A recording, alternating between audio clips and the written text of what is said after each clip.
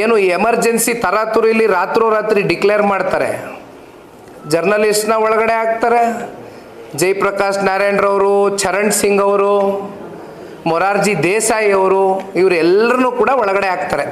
ಅಂದರೆ many of them ಯಾರು ಆ್ಯಂಟಿ ಕಾಂಗ್ರೆಸ್ ಅಂತ ಇದ್ದರು ಪ್ರತಿಯೊಬ್ಬರನ್ನು ಒಳಗಡೆ ಹಾಕ್ತಾರೆ. ಜೊತೆಯಲ್ಲಿ ಇಲ್ಲಿ ಬಹಳ ಸೂಕ್ಷ್ಮವಾಗಿ ಗಮನಿಸಬೇಕಾಗಿರತಕ್ಕಂಥ ಅಂಶ ಇವತ್ತಿಗೆ ಕನೆಕ್ಟ್ ಆಗ್ತಕ್ಕಂಥದ್ದು,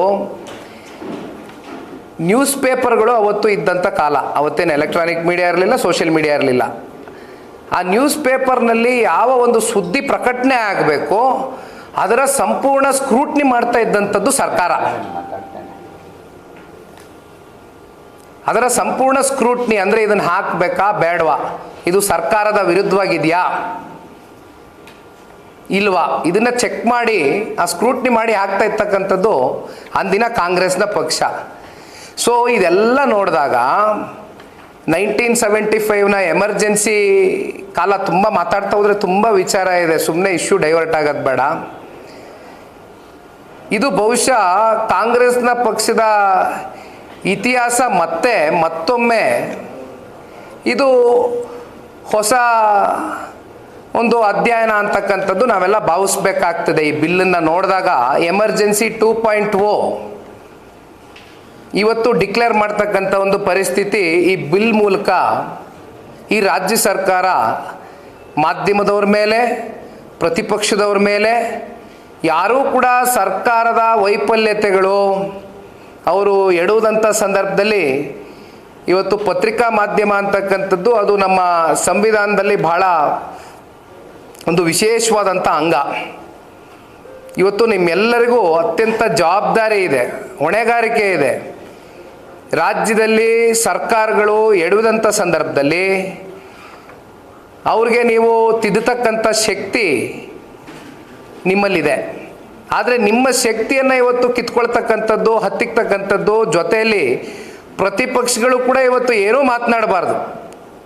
ಈ ಸರ್ಕಾರದ ವೈಫಲ್ಯತೆಯ ಬಗ್ಗೆ ಒಂದು ಚಕಾರ ಮುಂದಿನ ದಿನಗಳಲ್ಲಿ ಎತ್ತಿದ್ರೆ ಬಹುಶಃ ಇವತ್ತು ನಾವು ನೀವೇನು ಇಷ್ಟು ಮನಸ್ಸು ಬಿಚ್ಚಿ freedom of speech, freedom of expression ಅಂತ ಮಾತಾಡ್ತಾ ಇದ್ದೀವಿ. ಮುಂದಿನ ದಿನಗಳಲ್ಲಿ ಏನಾದರೂ ಈ ಬಿಲ್ ಜಾರಿ ಆದರೆ ನಾವು ನೀವೇನಾದ್ರು ಹಿಂಗೆ ಕೂತ್ಕೊಂಡು ಪ್ರೆಸ್ ಅಡ್ರೆಸ್ ಮಾಡಬೇಕು ಅಂದರೆ ನೀವು ಪ್ರಶ್ನೆ ಕೇಳೋರಿಗೆ ನಿಮಗೂ ಕೂಡ ಒಳಗಡೆಯಿಂದ ನಾವು ಎಂಥ ಪ್ರಶ್ನೆ ಕೇಳಬೇಕು ಅಂತ ನೀವು 100 ಬಾರಿ ಆಲೋಚನೆ ಮಾಡಬೇಕು.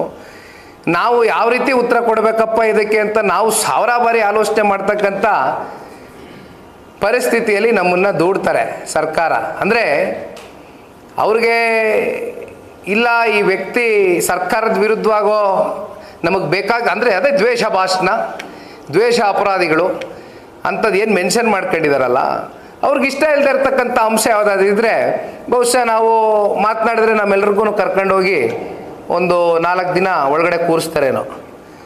ಇದು ಸರ್ಕಾರದ ತೀರ್ಮಾನ ಅಂತಕ್ಕಂಥದ್ದು ಈ ಒಂದು ಬಿಲ್ ಮೂಲಕ ಈ ಡ್ರಾಫ್ಟ್ ಏನು ಮಾಡಿದ್ದಾರೆ ಇದರಲ್ಲಿ ಭಾಳ ಸುಲಭವಾಗಿ ಅರ್ಥ ಮಾಡ್ಕೊಳ್ತಕ್ಕಂಥ ವಿಚಾರ. ಆದರೆ ಪ್ರಜಾಪ್ರಭುತ್ವದ ಕೊಲೆಯನ್ನು ಮಾಡಲಿಕ್ಕೆ ಹೋಗ್ತಾ ಇರ್ತಕ್ಕಂಥ ಈ ರಾಜ್ಯ ಸರ್ಕಾರ,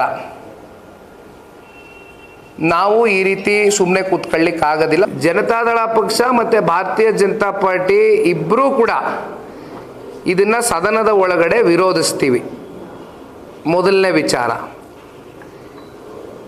ಎರಡನೇ ಅಂಶ, ಈಗ ಸುಪ್ರೀಂ ಕೋರ್ಟ್ನ ಈ 66A ಜಡ್ಜ್ಮೆಂಟ್ನ ಈಗ ತಾನೇ ನಿಮ್ಮ ಮುಂದೆ ನಾನೇನು ಓದಿ ಹೇಳಿದ್ದೀನಿ. ಕಾನೂನಾತ್ಮಕವಾಗಿ ನಮಗೆ ಎಲ್ಲ ರೀತಿ ಹೋರಾಟ ಮಾಡ್ತಕ್ಕಂಥದ್ದಕ್ಕೆ ಕಾನೂನಿನ ಪರಿಮಿತಿಯಲ್ಲಿ ನಮಗೆ ಅವಕಾಶಗಳಿದೆ. ಅದನ್ನು ಕೂಡ ನಾವು ದಿಟ್ಟವಾದಂಥ ಒಂದು ಹೆಜ್ಜೆ ಇಡ್ತಕ್ಕಂಥ ನಿರ್ಧಾರ ಮಾಡಿದ್ದೀವಿ.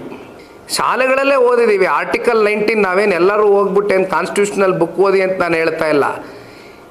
ಇಷ್ಟು ಕೈಯಲ್ಲಿ ಕಾನ್ಸ್ಟಿಟ್ಯೂಷನ್ ಬುಕ್ ಇಟ್ಕೊಂಡು ಇಡೀ ದೇಶವ್ಯಾಪ್ತಿ ಬೀದಿ ಸುತ್ತಿರ್ತಕ್ಕಂಥ ಹೈಕಮಾಂಡ್ನ ವ್ಯಕ್ತಿಗೆ ಇವತ್ತು ಇಲ್ಲಿ ಈ ಕ್ಲಾಸಸ್ನ ಮುಂದಿನ ಪರಿಣಾಮಗಳು ಏನಾಗುತ್ತೆ ಅನ್ನೋದ್ರ ಬಗ್ಗೆ ಆಲೋಚನೆ ಇಲ್ವಾ?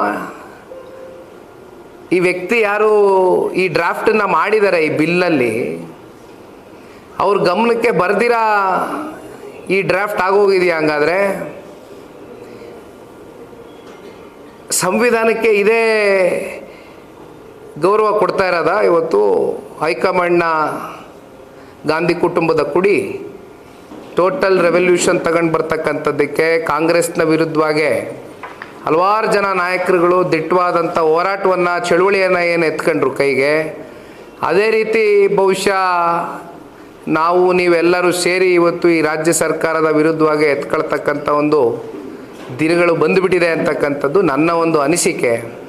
ಬಹುಶಃ ಕಾಂಗ್ರೆಸ್ನವ್ರಿಗೆ ಯಾವಾಗಲೂ ಒಬ್ಬರು ಮಾತಾಡ್ತಾ ಇರ್ತಾರೆ, ಈ ದೇಶದ ಇತಿಹಾಸ ಕಾಂಗ್ರೆಸ್ನ ಇತಿಹಾಸ ಅಂತ ಅದ್ಯಾರೋ ಮಾತಾಡ್ತಾ ಇರ್ತಾರೆ ಯಾವಾಗಲೂ.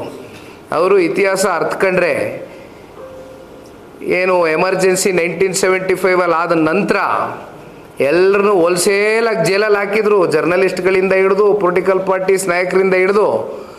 ಆಮೇಲೆ ಬಂದಂಥ ಚುನಾವಣೆಯಲ್ಲಿ ಮೊದಲನೇ ವ್ಯಕ್ತಿಯೊಬ್ಬ ನಾನ್ ಕಾಂಗ್ರೆಸ್ಸಿಗ ಪ್ರಧಾನಮಂತ್ರಿಗಳಾಗಿದ್ದು ಈ ದೇಶದ ಇತಿಹಾಸ ಮೊರಾರ್ಜಿ ದೇಸಾಯಿ ಅವರು.